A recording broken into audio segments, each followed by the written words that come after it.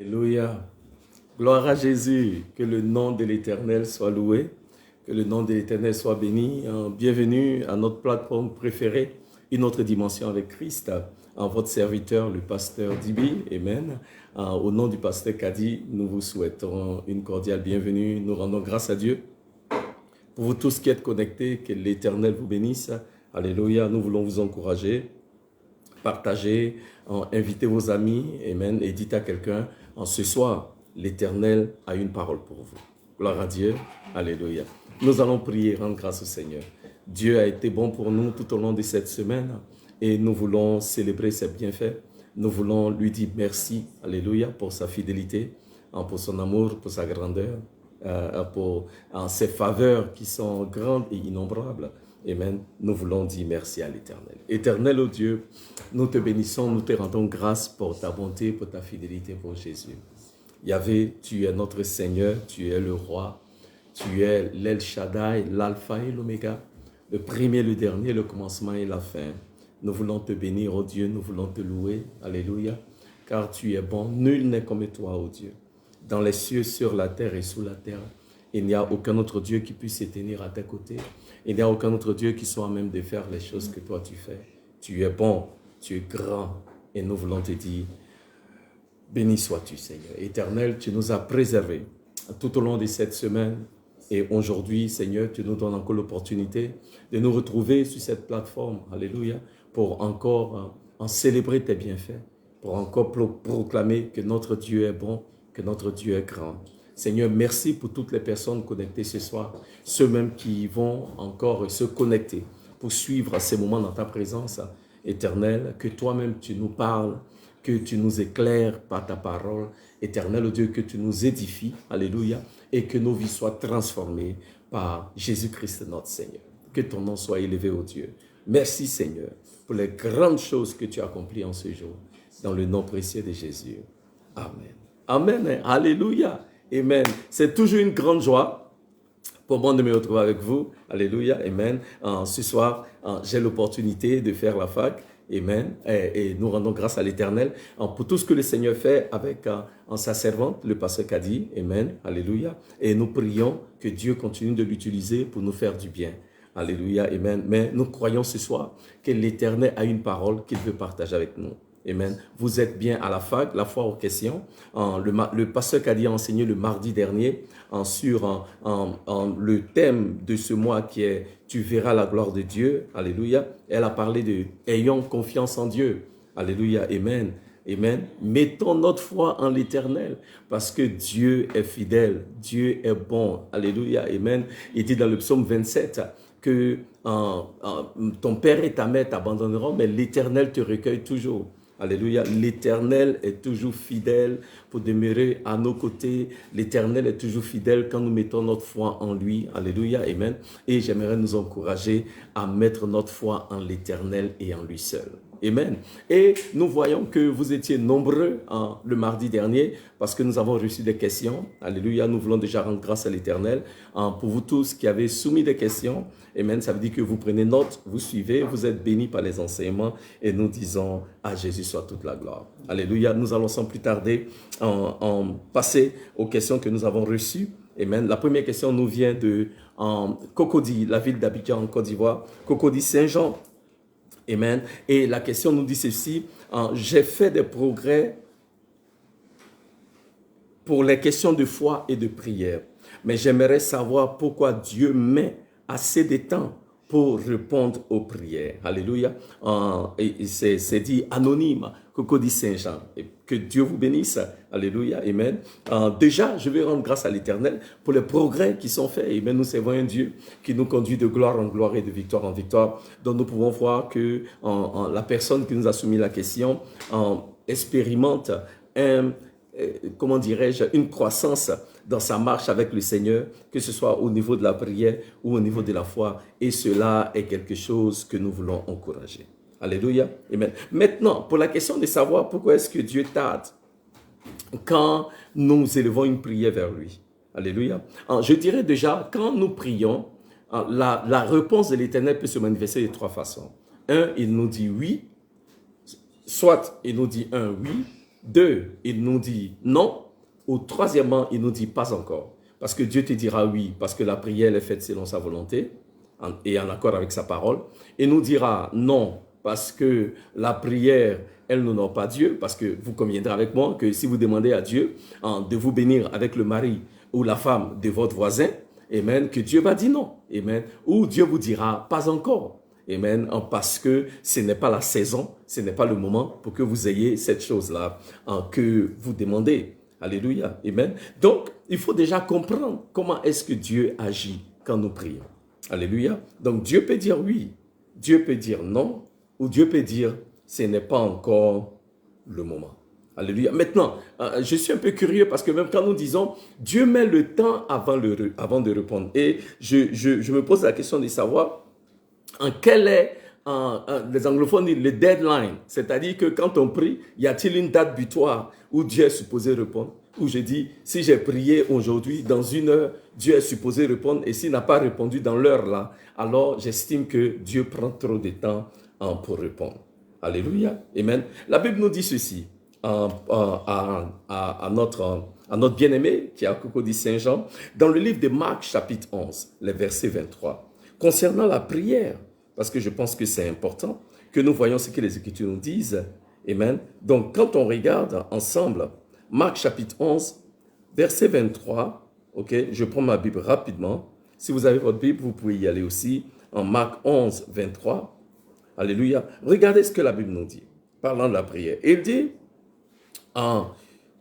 car en vérité, je vous dis que quiconque dira à cette montagne, soit déplacée et soit jetée dans la mer, et qui ne doutera pas dans son cœur, mais qui croira que ces choses qu'il dit arriveront, il aura ce qu'il dit. Qu'est-ce qu'il aura? C'est ce qu'il aura dit à la place de la prière. Verset 24. Par conséquent, donc en conclusion, par rapport à ce qui a été dit au verset 23, je vous dis, toutes choses que vous désirez, lorsque vous priez, croyez que vous les recevez et vous les aurez. Donc, je veux parler à notre bien-aimé à Cocody Saint-Jean. La Bible dit que quand on prie et que si nous croyons, la Bible dit, nous allons avoir ce que nous avons demandé. Nous allons recevoir ce que nous avons confessé. Mais la Bible ne dit pas qu'on va le recevoir plus tard. La Bible dit, quand tu as prié, crois que tu as reçu. Alléluia. Donc, techniquement, Dieu ne tarde pas. En fait, Dieu dit, quand tu as prié là, à l'instant là, il dit dans le livre d'Ésaïe, il dit, avant même que tu n'aies élevé la voix pour prier, je t'ai déjà exaucé. Donc, Dieu nous exauce. Je pense par contre que des fois, c'est nous qui n'avons pas une foi assez grande, ou même dirais-je, c'est nous qui ne faisons pas preuve de foi. Mais je pense que Dieu, de son côté, ou selon ce que les Écritures nous enseignent, c'est que quand nous élevons la voix vers l'Éternel, Dieu qui est le Dieu qui exauce, amen, l'Éternel agit et l'Éternel répond à nos prières. Il y a une histoire, bien aimée, qui nous est racontée dans le livre de Actes des Apôtres, chapitre 12. La Bible dit que le roi Hérode, à une période, il persécutait l'Église, il a arrêté Jacques et il a fait tuer, cela a plu aux Juifs. Et la Bible dit, il a aussi arrêté Pierre pour l'exécuter après la Pâque.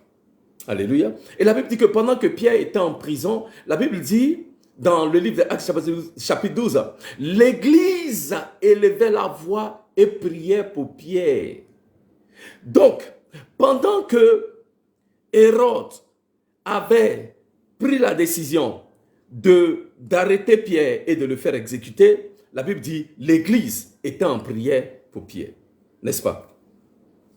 Et pendant que l'Église priait, Dieu a fait venir un ange qui est allé à la prison, qui a ouvert les portes de la prison et qui a fait sortir Pierre. Et la Bible dit, quand Pierre sort de prison, il va là où l'Église était réunie en prière. Quand il frappe à la porte, il y a une jeune fille du nom de Rhoda qui vient, elle ouvre la porte. Quand elle entend que c'est Pierre, elle court dire aux autres, Pierre est à la porte. Bien aimé, ceux qui priaient là, que Dieu libère Pierre, ils disent à la fille, non, c'est son fantôme que tu as entendu. Vous comprenez? Donc, il faut quand même voir Ok, est-ce que Dieu prend son temps pour répondre? Parce que la Bible dit dans Actes chapitre 12, l'église a prié, comme on dit à Abidjan, dès que l'église a prié, l'ange est venu et l'ange a libéré Pierre. Mais maintenant, le Pierre pour lequel l'église priait, quand Pierre arrive là où ils sont et qu'il frappe à la porte et qu'on dit à ceux qui prient, Pierre est là. C'est-à-dire que la prière que vous avez élevée là, Dieu a exaucé. Ils disent non, c'est son fantôme que tu vois. Ok. Donc des fois, un peu comme les disciples, Dieu exauce. Mais comme ce n'est pas la manière où nous, dans nos calculs, on avait envisagé. Donc on ne croit pas que Dieu a répondu, mais Dieu a répondu et Dieu répond toujours, bien-aimé. Alléluia, amen. Il est fidèle. Il est fidèle. Soyons juste attentifs. En demandant à l'Éternel de nous donner le discernement pour que nous comprenions ce que lui est en train de faire. Et ayons la foi en ce que la Bible dit dans Marc chapitre 11. À partir du verset 22, il commence en disant « Ayez foi en Dieu ». Ça veut dire dans le grec, ayez le type de foi que Dieu a. Donc quand tu pries, ce que tu dis là, crois que Dieu l'a déjà fait et tu l'auras. Parce que ce que Marc nous dit en réalité, c'est que quand nous prions, à quel moment la prière pour laquelle nous allons prier va se manifester. La Bible dit, voici ce que la Bible dit, bien-aimé, c'est que quand tu pries, à l'instant où tu as prié là, crois que tu as reçu et tu le recevras. Voilà ce que les Écritures nous disent. Voilà. Amen. Donc si nous croyons que nous avons reçu, on n'a pas alors à se confondre ou à se plaindre. Ah Seigneur, depuis là tu n'as pas répondu. Mais il n'a pas répondu comment? Lui-même il t'a dit, quand tu as prié là, si tu as la foi, il a déjà répondu. Alléluia. Amen. Gloire à Jésus. Donc vraiment que Dieu vous bénisse. Donc comme il y a une autre question, amen. Donc on va passer à la deuxième question, mais que Dieu, vraiment, nous bénissons le Seigneur pour le bien-aimé, ou notre bien-aimé dirais-je, qui a soumis cette belle question venant de Cocody Saint-Jean. Deuxième question. La question nous vient de Aniela, à la Riviera. Bonsoir Aniela, que l'Éternel vous bénisse. La question nous dit, aidez-moi à comprendre ce verset, s'il vous plaît. Jean chapitre 11, verset 21-26. De quelle mort parlait ici? Quiconque vit et croit en moi ne mourra jamais. Vu que Lazare croyait en lui, mais cela n'a pas empêché sa mort. Alléluia. Amen. Aniela, que l'Éternel vous bénisse. Aniela dit, Jean chapitre 11, verset 21-25. Je pense qu'il serait bien que nous puissions lire ensemble qu'est-ce que Jean 11 nous dit. Ok? En Jean chapitre 11, verset 21, la Bible nous dit ceci. Alors, c'est Jésus qui arrive à la tombe de Lazare. La Bible dit, alors Marc dit à Jésus, Seigneur, si tu avais été ici, mon frère ne serait pas mort. Mais je sais que maintenant même, tout ce que tu demandes à Dieu, Dieu te le donnera. Jésus lui dit, ton frère ressuscitera. Alléluia. Marc lui dit, je sais qu'il ressuscitera à la résurrection au dernier jour. Jésus lui dit, je suis la résurrection et la vie. Celui qui croit en moi, bien qu'il soit mort, cependant il vivra. Et quiconque vit et croit en moi ne mourra jamais. Crois-tu cela? Alléluia. Aniela, c'est ce que la parole dit, que l'Éternel a dit. Il dit, verset 26, quiconque vit et croit en moi ne mourra jamais. Alléluia. Amen. Donc, Aniela, c'est important. Ce que le Seigneur a dit là, il a dit, tu ne mourras jamais. Il dit, est-ce que tu crois? Mais si tu ne mourras jamais, c'est que ça veut dire, tu ne mourras pas. Il n'y a pas deux façons de mourir. Tu ne vas pas mourir, c'est tout. Alléluia. Amen. Et la question c'est, de quelle mort parlait-il?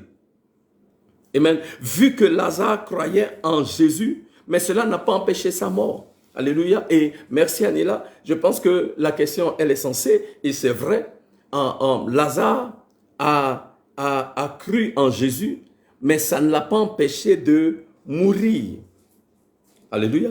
Donc Jésus dit, celui qui croit en moi, moi qui suis la résurrection et la vie, s'il meurt, okay? Parce que c'est dans le contexte de croire en Jésus. Donc le type de mort dont Jésus parle ici, c'est et la mort physique et la mort spirituelle. Alléluia. Parce qu'en Christ, nous avons la vie, notre homme spirituel, en Jésus-Christ, il est régénéré. Amen. Mais notre corps physique, la Bible dit, même si on le met sous terre, un jour viendra où quand Jésus va venir, là, les morts en Christ ressusciteront. Donc ton corps, là, il va sortir. Même le corps, il ne va pas rester dans le tombeau. Alléluia. Amen. Donc Jésus parle de la mort physique et il parle de la mort spirituelle. En lui, nous avons la vie. C'est vrai, nous connaissons tous des personnes qui ont confessé Jésus, mais qui sont mortes physiquement. En fait, Aniela, quand nous sommes dans le Seigneur, le mot mort là même, il est mort. Techniquement, ça ne s'applique plus à un enfant de Dieu. Alléluia. Parce qu'un enfant de Dieu va de la vie à la vie. Amen. On parle de mort physique. Parce que la Bible nous dit, dans le livre des 1 Corinthiens, chapitre 15, versets 21 et 22, que la mort est venue par un être humain. C'est parce que le péché est rentré dans le monde qu'on parle de mort. Amen. Amen. Et il dit, car la mort est venue dans le monde par un être humain. Alors, nous mourrons tous en Adam. Et parce que nous mourrons tous en Adam, la Bible dit, alors, nous allons tous vivre en Jésus. Alléluia. Nous allons tous vivre en Jésus. Parce que ceux qui croient en Jésus, ils vont de la vie à la vie.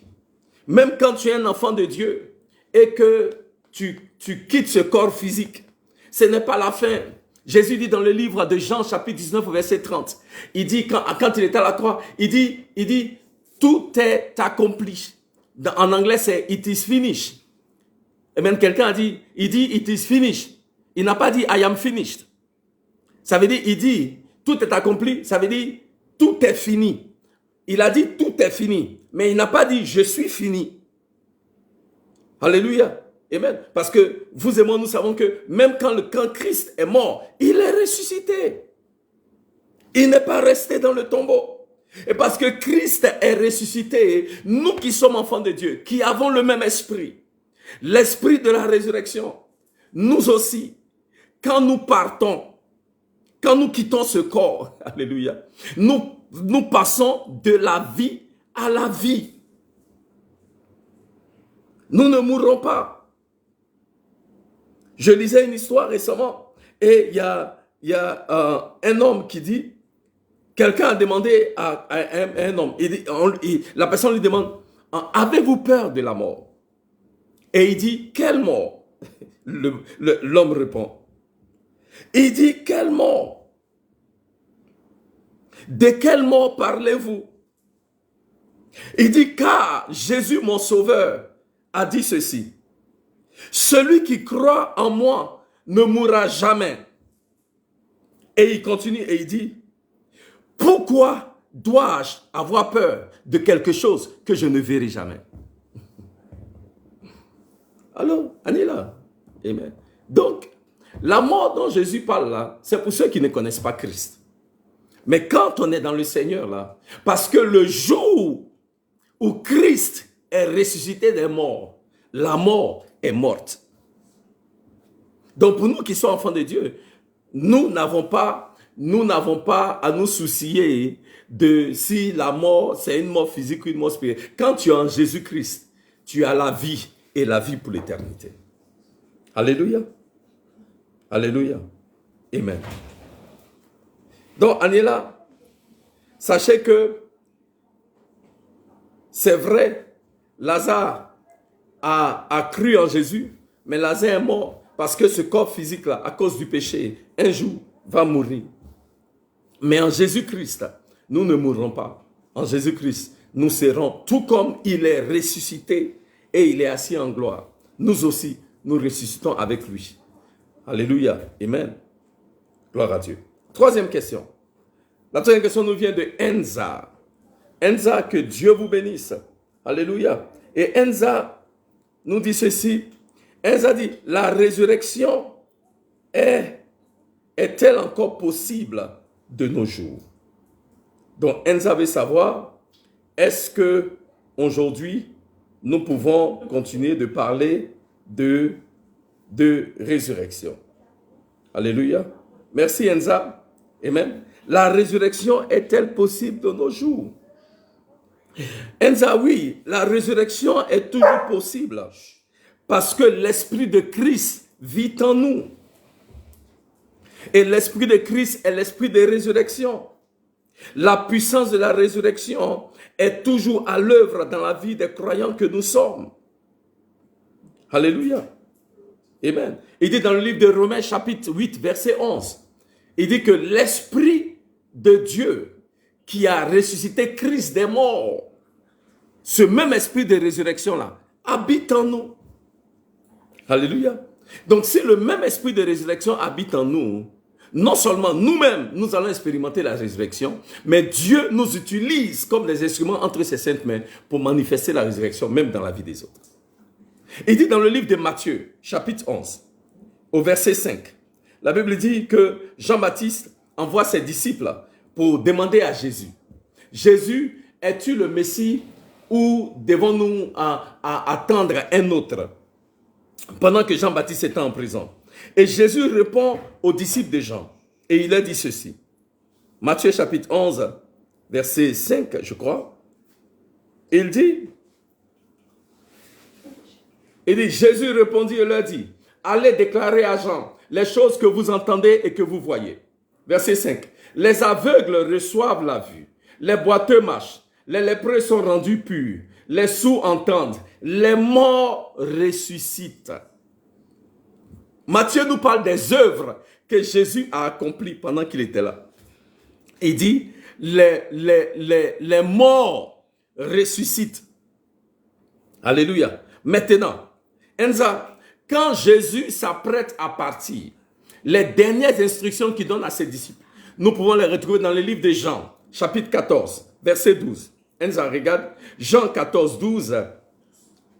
Le Seigneur dit ceci, Jean 14, verset 12.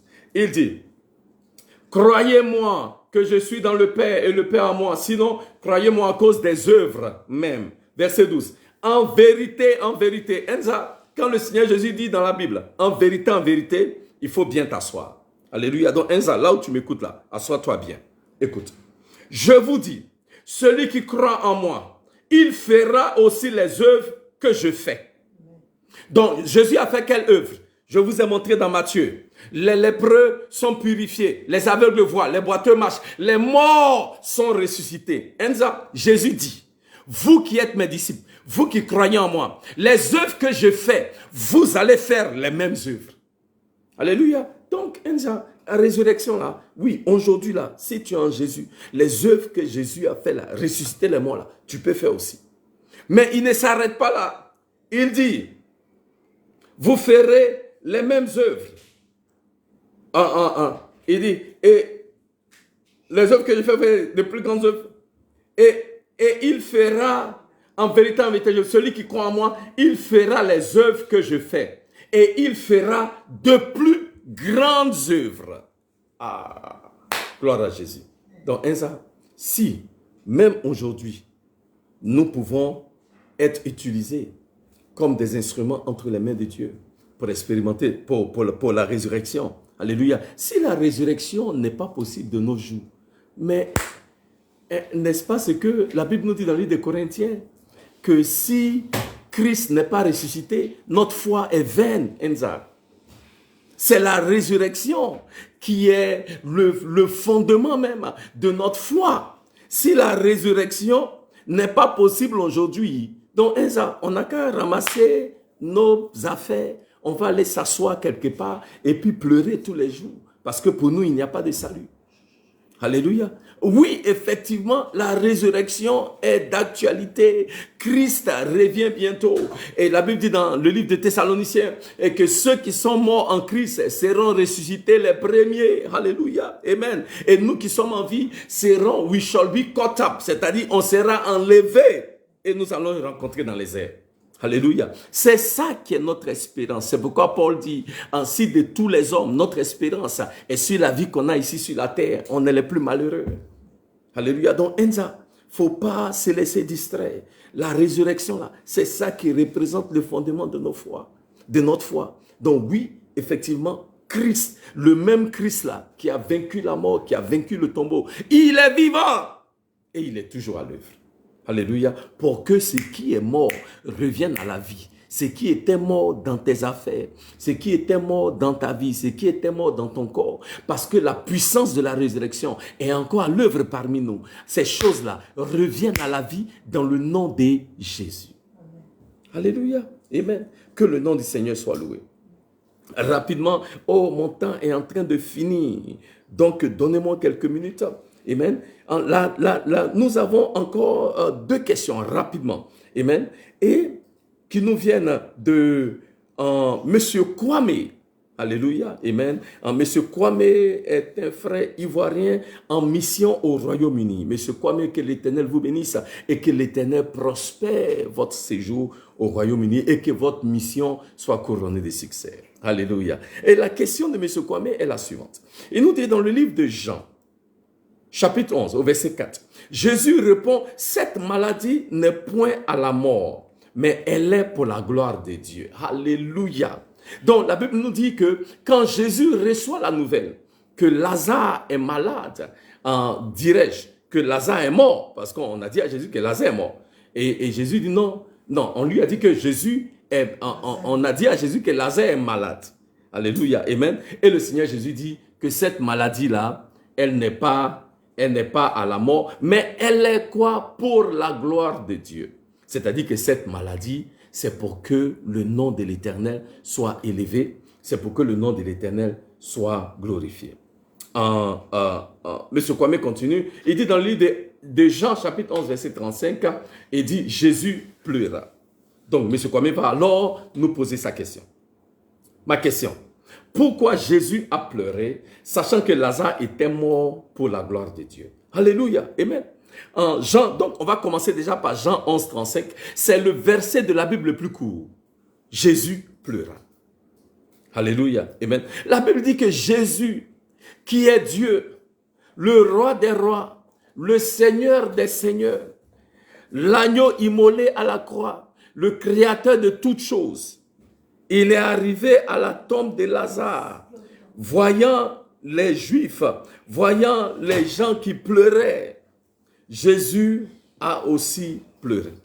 Souvenez-vous bien que quand le message est venu à Jésus concernant Lazare, le message que Jésus a reçu est le suivant. Seigneur Jésus, Lazare, celui que tu aimes.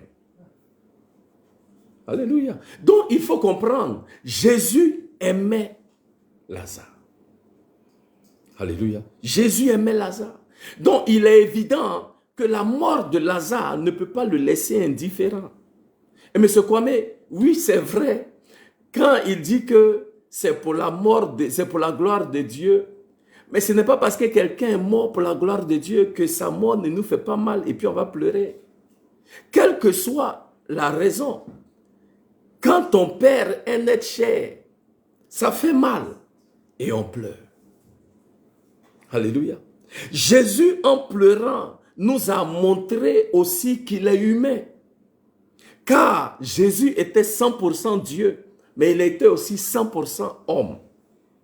Il peut avoir ressenti les émotions que nous ressentons. Il a dit dans le livre des Hébreux qu'il a été touché par nos infirmités, mais il est resté sans péché. Ça veut dire que, M. Kwame, ce que vous pouvez ressentir quand vous perdez un être cher, quelqu'un que vous aimez, et puis ça va vous pleurer là, Jésus peut ressentir la même chose aussi.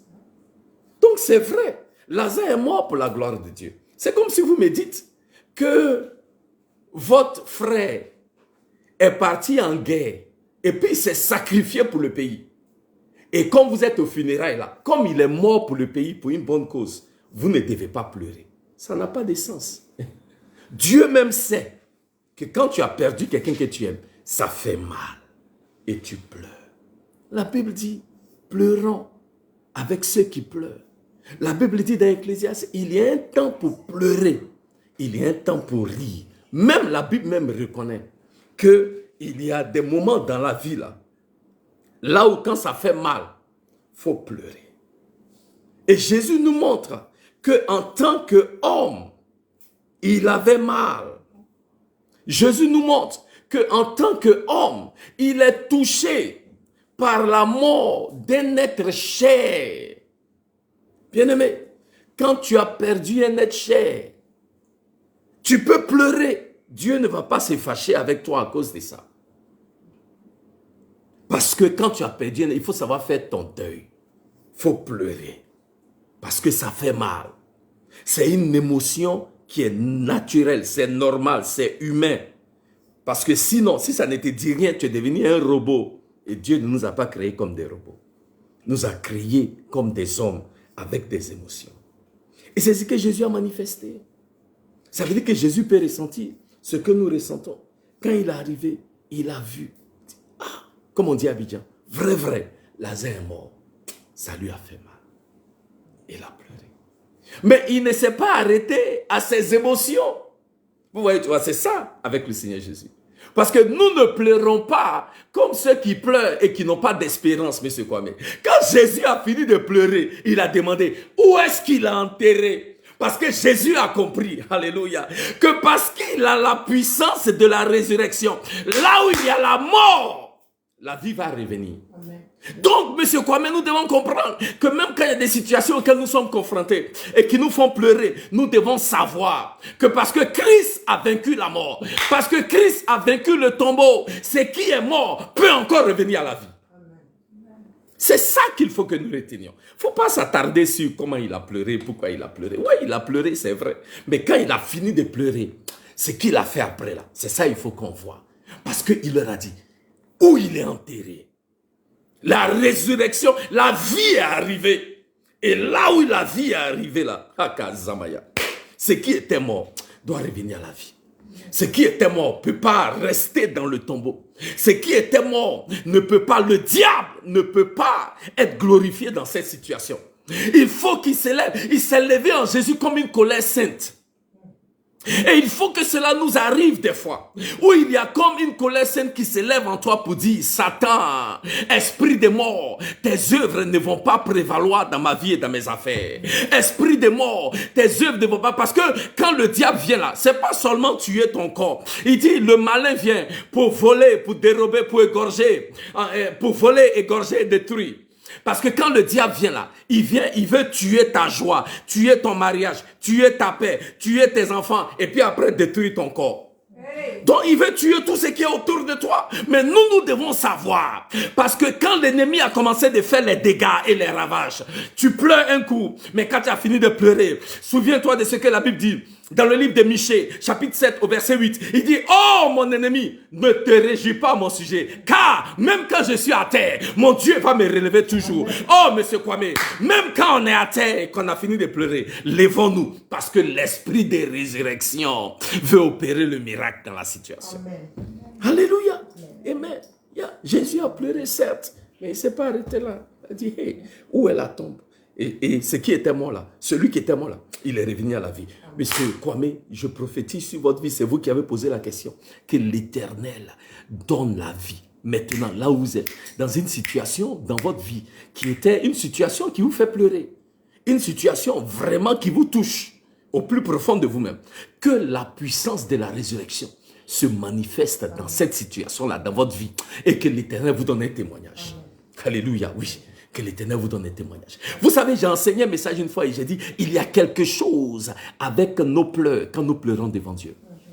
L'Éternel, dans le livre de Psaumes, que l'Éternel recueille les pleurs de ses bien-aimés dans un bocal. C'est devant lui. C'est-à-dire que quand un enfant de Dieu coule des larmes, alléluia, l'Éternel ne reste pas indifférent. L'Éternel s'élève. Alléluia. Amen. Et c'est pourquoi je déclare que ce qui faisait pleurer quelqu'un en cette saison, sera changé en sujet de joie. Si c'est toi, donne-moi un amen fort. Amen. Alléluia. Gloire à Dieu. Oh, si étant bien aimé, il faut qu'on avance, parce que sinon, le pasteur Kadier ne va plus m'inviter ici. Gloire à Jésus. Amen. Donc, M. Kwame, il y a le deuxième volet de votre question qui dit, que nous voulons aborder rapidement. Il dit, comment se manifeste alors la gloire de Dieu sur la vie d'une personne? Est-elle différente de ce que nous appelons la grâce et le bonheur? Alléluia. Parce que Jésus a dit, cette maladie n'est point à la mort, mais elle est pour la gloire de Dieu. Alléluia. Oh, monsieur Kwame, comment la gloire de Dieu se manifeste dans la vie d'une personne? La Bible dit, j'arrive, M. Kwame. La Bible dans le livre de Jean chapitre 2, aux noces de Cana, quand Jésus a changé l'eau en du vin, ils ont expérimenté la manifestation de la gloire de l'Éternel. Amen. C'est quoi la gloire de Dieu? La gloire de Dieu, c'est la splendeur de Dieu, sa majesté, sa présence, sa puissance. Alléluia. Dans l'Ancien Testament, la gloire de Dieu était manifestée dans ce qu'on appelle la gloire Shekinah. Mais dans le Nouveau Testament, la gloire de Dieu est manifestée en Jésus-Christ, notre Seigneur. Alléluia. Bien-aimé, si tu es en Jésus, si tu as vu Jésus, tu as vu la gloire du Seigneur. Mais je promets, si vous avez vu la bonté de l'Éternel dans votre vie, sa grâce, sa miséricorde, son amour, sa puissance, sa grandeur, alléluia, c'est que vous avez expérimenté la gloire de l'Éternel dans votre vie. Alléluia. Il dit, cette situation n'est pas pour la mort, mais c'est pour la gloire de l'Éternel. Pourquoi, M. Kwame? Parce que la Bible nous dit, Lazare était malade. Quand on a dit à Jésus de venir, Jésus dit, j'arrive, j'arrive. Et après 4 jours, Lazare est mort.